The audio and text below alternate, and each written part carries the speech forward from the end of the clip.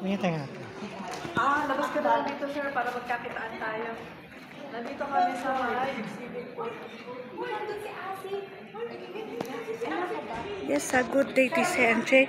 Right now, we are here on the booth of Crowell Agricultural Enterprises Multipurpose Cooperative from Surala, South Cotabato. And with us is Ma'am Violeta Isidro Dyson. Ma'am, ano po yung from Mindanao ay nandito po kayo para sa inyong kooperatiba at ang gaganda ng mga local product nyo na talagang pang world class ang dating. So, sinuportahan pala kayo ni Felpida.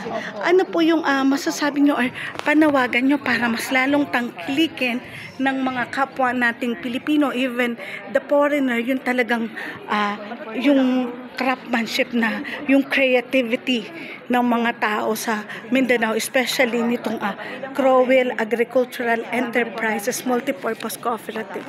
Yes po ma'am, una po sa lahat, ang pinagmamalaki po namin bilang isang South Cotabateño ay ang 100% pure abaca fiber po namin na hinahandwoven po ng mga kababayan po nating mga Tiboli po.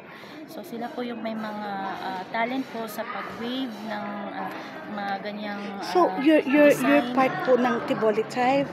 Yes ma'am, we support Tiboli tribe. That's why tumayo po kami ng cooperative po. Dahil ngayon, congratulations, because ngayong October is the Indigenous Peoples Month. Yes ma'am, yeah, definitely po. And then po ma'am, lahat po ng mga fabrics namin, ito po, ang color nito ay traditional po, nagawa po sa black, red, and natural. Yan yung natural, Opo, ito na po yung tinalak. pinaka-traditional talaga na color ng mga dati po sa Tiboli po. And then lately po, nagkaroon na po kami ng modernization. Gamit po yung mga ito po. At ang ganito mga fabric ma'am, ginagawa na po namin mga bags. Mainly yun po ang product ng kooperatiba po namin, yung mga bags. So meron po kami mga samples, kagaya po neto. Ayan, ito yung mga patches na bag.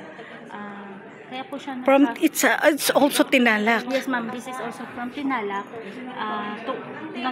Ganito na po yung style namin para po maiwasan yung waste po ng bag. Wow, it's very impressive and elegant. This one also combination of Tinalak and Solihiya. Solihiya with brass po, design. Yan po. So meron din po kami Tiboli attire, because of the beads po, yung talent po nila, yung pagtahi po ng mga beads. Meron din po kami ito, mga modern na po, ratches na may banig at saka tinalak po. Ito po, nagamit na rin po namin siya sa mga wallet, and then yung wallet po na customized na rin po siya na po, may mga cards. Opo. Tapos yan yung mga it's made of copper, yung mga accessories nyo. May brass po siya. Brass. Opo. Handle brass, and meron na po siya. Ayan. So ang brand name po namin ma'am, Kana Kanoon, What does which means beautiful dreams. This is the Bollywood.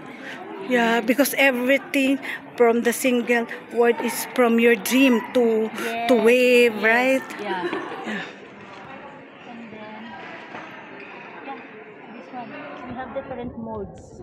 So that's the accessories. And then, lately, we create for the handcraft, hand carry. Yeah. Hand carry bag that can use in the airport. Yes, ma'am. We have this brass. And also this is the handwoven. Handwoven.